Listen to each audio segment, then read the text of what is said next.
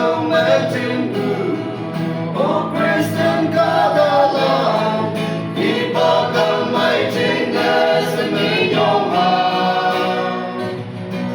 và quang nghe tiếng mòn thế quang ngây ngồi cứu ai lên xin mà làm vì ai sẽ ý em môi hay màn thế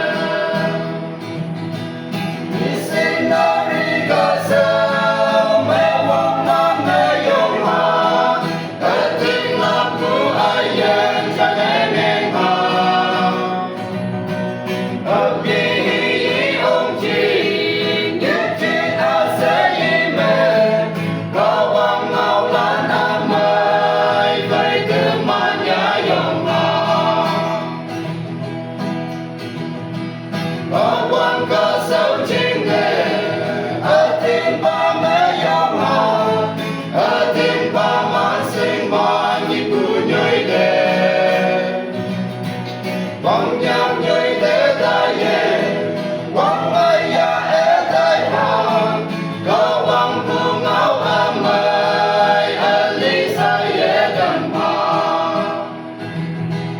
Missionary ca sao, mẹ quang nam mẹ yong ha, tin lạc bu ai ye chẳng em ha. Yi ông chi.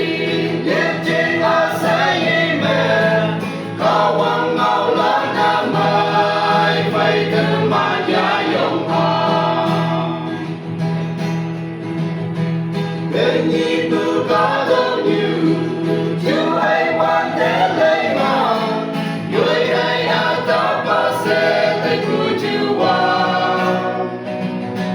Đừng ba cả quang Yesi, người trên xa hát thế kê, đâu cả đâu như mẹ, cả ta làm chính người nào. Missionary ca sao. Hãy subscribe cho kênh Ghiền Mì Gõ